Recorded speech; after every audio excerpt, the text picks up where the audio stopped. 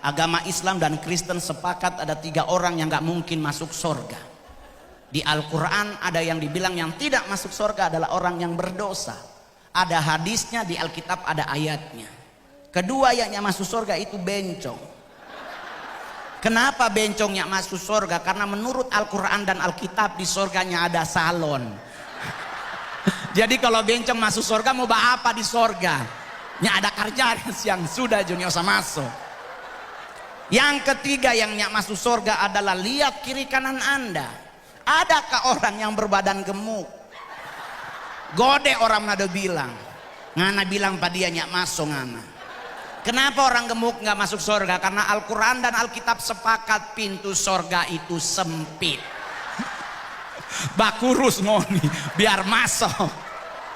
Kalau orang Kristen bilang begini, mongol kita nggak usah lewat pintu, kita pakai pengangkatan. Baca kitab Kolose, 1 malaikat angkat 4 orang, 2 gede 2 kurus, malaikat bataria bos besar dari surga batarianya. Usah ngana bawa ngana titip com, nggak usah dibawa titip. Saya adalah stand up komedian beragama Kristen dan 2011 saya selalu bilang di TV bahwa saya beragama Kristen. Saya tidak malu karena ini agama saya, kenapa harus malu? Dan yang kedua, saya adalah stand up komedian yang belum pernah ditegur oleh siapapun. Saya belum pernah ditangkap polisi, saya belum pernah ditegur oleh TNI, saya belum pernah ditegur oleh KPI. Tapi saya pernah ditegur oleh gereja. Saya pernah disidang oleh seluruh gereja di Indonesia. Karena kenapa? Karena saya pernah stand up dan itu ada di YouTube. Saya bilang di Indonesia sekarang banyak pendeta bodoh. Pendeta se-Indonesia ngamuk coy. Saya sidang itu di Cikini, Mongol sendiri yang sidang 24 orang. Saya baru tahu bagaimana rasanya Rasul Paulus disidang di depan Mahkamah Agama. Yang sidang Mongol umur paling muda itu 69. Semua seopa-opa. Saya punya alasan kenapa saya bilang banyak pendeta bodoh. Karena pendeta kalau berdoa suka keterlaluan. Selalu minta Tuhan suruh datang. Pernah dengar doanya? Tuhan hadirlah di tempat ini, disuruh datang. Anda tidak baca Alkitab kalau Tuhan datang kiamat? Yeah. Pernah baca kalau Tuhan datang apa yang terjadi? Siapa ngana suruh datang? So siap ngana? Tuhan hadirlah di tempat ini, meninggal kita pak. Nya ada sisa. Jangan dipanggil. Karena Tuhan kita adalah Tuhan bukan tet celup. Cina naik turun naik bukan kasihan. Pendeta marah-marah loh. Pas saya kasih oh iya benar juga. Anda baca kitab Yohanes, Yesus pergi ke surga menyediakan tempat bagi kita. Betul? Karena suruh dia turun. Siapa yang kira Tuhan Yesus bermain benteng? Ini terlalu hot ngoni saya. Apalagi yang hebat, bahkan setan pun, setan tertinggi sekolahnya itu dari Indonesia. Anda boleh nonton semua film horor di negara manapun, belum tentu setannya sarjana. Indonesia ada setan sarjana, namanya Suster Ngesot. Kenapa Suster Ngesot sarjana? Karena sebelum dia jadi sarjana, Suster Ngesot kuliah di Akademi Keperawatan. Berarti Suster Ngesot S1. Berarti negara kita hebat oh? Hebat. Apa yang gak enak dari bangsa kita? Indonesia adalah negara terjorok di dunia dalam hal ngupil. Orang Manado bilang ambe tai idong. Kenapa jorok? Saya pernah manggung di Beijing, saya pernah manggung di Hong Kong, di Australia, Amerika, Singapura, Thailand dan Malaysia. Indonesia udah dari Aceh sampai ke Papua saya manggung. Saya lihat orang bule kalau ngupil itu enak. Ambil langsung diselepet.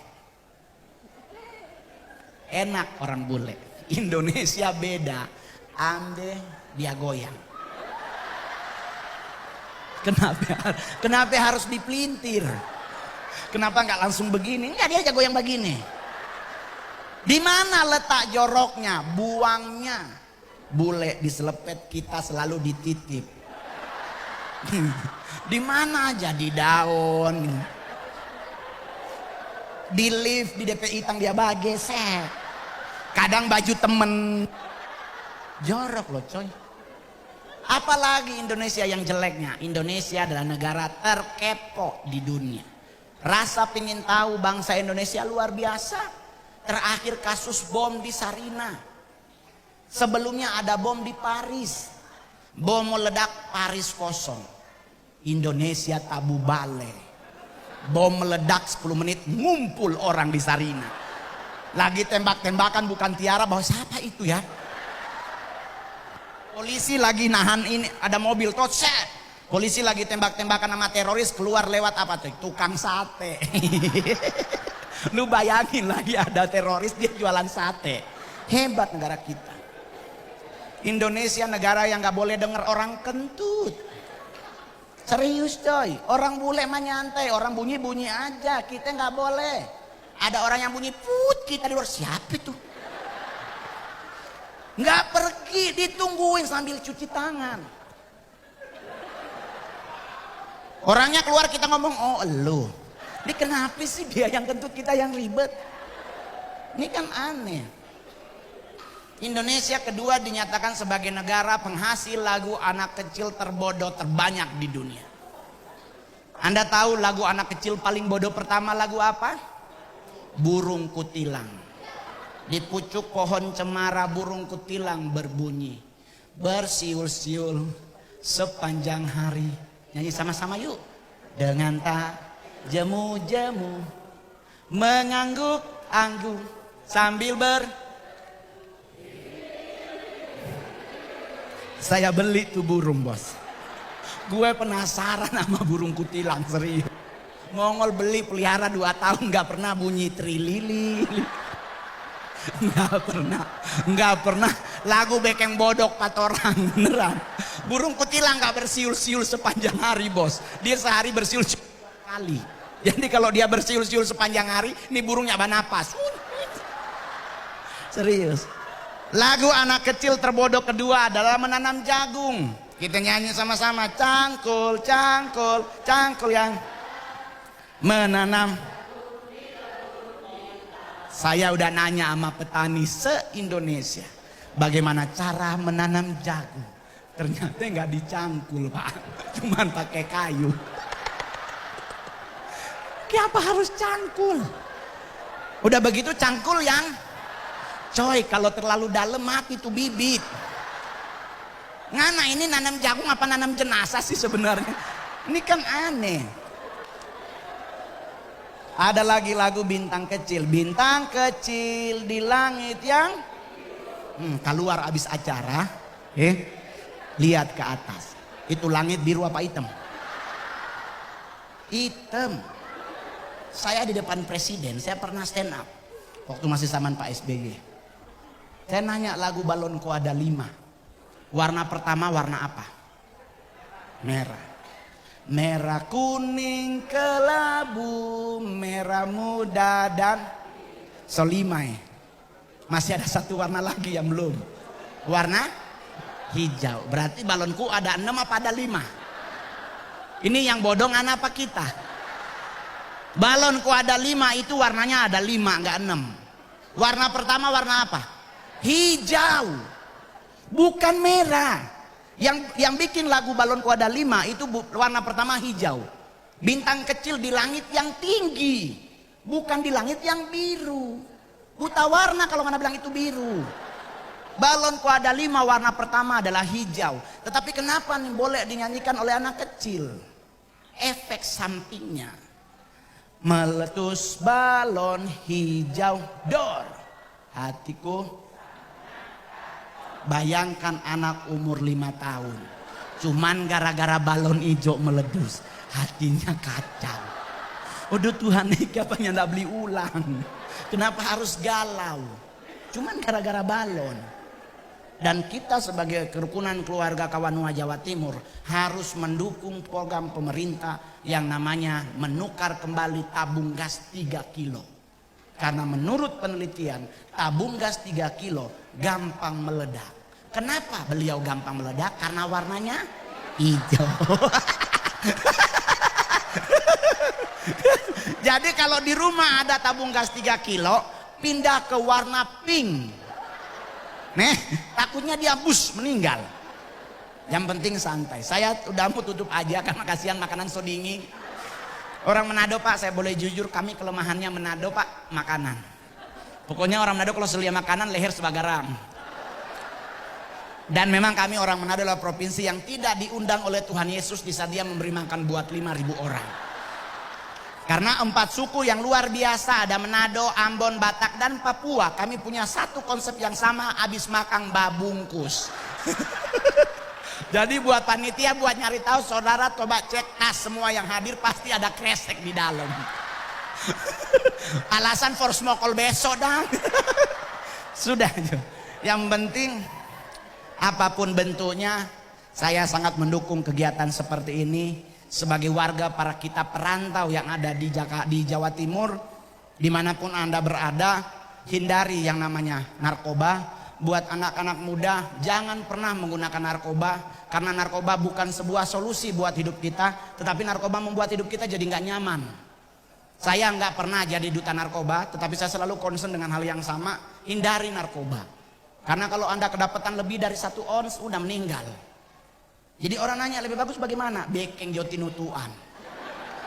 Fly kempake, dia bilang, bro ikan asin, Yesus lewat pun tong lupa. Karena kami di Manado Pak ada namanya bubur Manado, bahasa Manadonya tuh tinutuan. Pakai mie, kong ikan asin yang ada bakar setengah.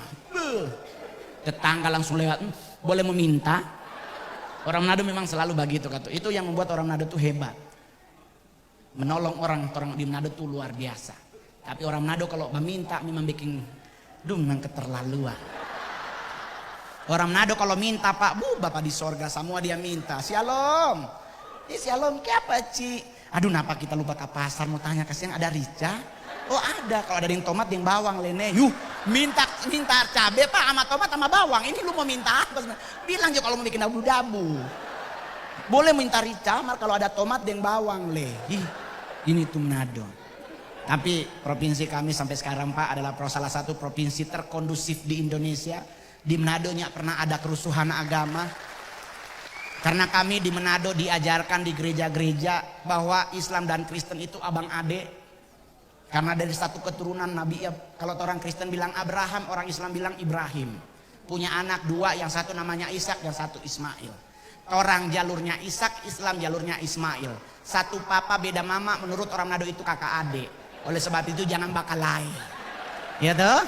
Nah, jadi orang-orang Manado yang di perantauan jangan bakalai. Damai itu indah. Nanti kalau polisi tangkap Pak damai Jone. Dapat hilang, bilang Pak kan prinsip. Damai itu indah, nih boleh. Taat pada aturan. Saya membayar pajak sampai sekarang tetap taat. Kalau kita mau boleh jujur, aduh stres, serius. Tapi dengan saya membayar pajak, saya membayar apa yang menjadi milik Tuhan, saya bisa diberkati Tuhan. Pulang ke Manado kasihan, yang berhasil di perantauan, bangun Sulawesi Utara. Ya toh? Biar kedepannya Tompe provinsi lebih hebat lagi. Sekarang saya minta dukungan teman-teman dari kerukunan keluarga Kawanua Jawa Timur. Mari kita sama-sama masukin kembali Bunaken sebagai daftar kunjungan wisata. Serius, Bunaken so dihapus. Karena kata so jorok, so kotor dan sebagainya. Sekarang Bunaken so bersih. Sebagai orang Manado asli, yuk kita sama-sama masukkan Bunaken sebagai tujuan wisata di Indonesia. Amin. Amin. Coy di Manado semua ada. Terakhir yang makan babi coba angkat tangan. Yang makan babi coba angkat tangan. Nggak usah malu. Yang makan babi angkat tangan. Oke, buat yang nggak makan babi jangan marah ya. Ini materi khusus yang makan babi. Kehebatan orang Kristen dilihat dari 2 hal. Pertama karena dia punya juru selamat namanya Yesus Kristus. Kedua karena kita makan babi. Kenapa orang Kristen harus makan babi? Karena di Alkitab Yesus pernah ngusir setan di Gerasa. Tuh setan masuk di mana? Berarti babi ada apa? Ngana makan babi, ngana makan apa? Selesai. Maaf Pak. Jadi Pak maaf ya Pak, kami di Manado nggak pernah ada penampakan pocong Pak. Nggak pernah ada penampakan macam-macam karena di Manado babi dia makan. Setan langsung berpikir, oh Tuhan tapi omak dia makan, nggak usah muncul. Asik. Jadi kalau kita ketemu setan Pak nggak usah marah, nggak usah stres. Orang Islam kalau ketemu setan dibacain ayat kursi. Orang Kristen kesemu setan ditengking dalam nama Yesus. Padahal buat ngusir setan paling pertama yang harus Anda lakukan adalah tanya dulu setannya agama apa. Jangan langsung baca. Nih tahu ada Pak Ustadz ketemu setan dibacain ayat kursi, ternyata setannya agama Kristen. Ya mempan tuh ayat. Gitu. Buat dia takut, harus pindahin dulu nih setan jadi mu'alaf baru dia takut. Ya kan? Jadi orang nanya, mau usir setan bagaimana? Mongol simple. Suster ngesot adalah setan yang paling aneh di Indonesia. Dia cacat, kasihan. Karena dia ngesot. Ya kan Pak, dia kan ngesot. Kenapa kita harus pingsan? Kan tinggal jalan cepet, susternya nggak bisa ngikut. Kan? Lu tinggal aja Pak, nggak usah darah Yesus, nggak usah sih tinggal jadi nggak ada periki. Kalaupun dia nyampe rumah, susternya nggak bisa ngapa-ngapain, gagang pintu ketinggian. Dia minta dong bukain dong. Jadi suster ngesot cuman ada di rumah sakit. Nggak pernah nyebrang ke rumah. Anda bisa bayangkan suster ngesot di rumah sakit Koja Tanjung Priuk. Mau nakutin orang di jalan Warakas.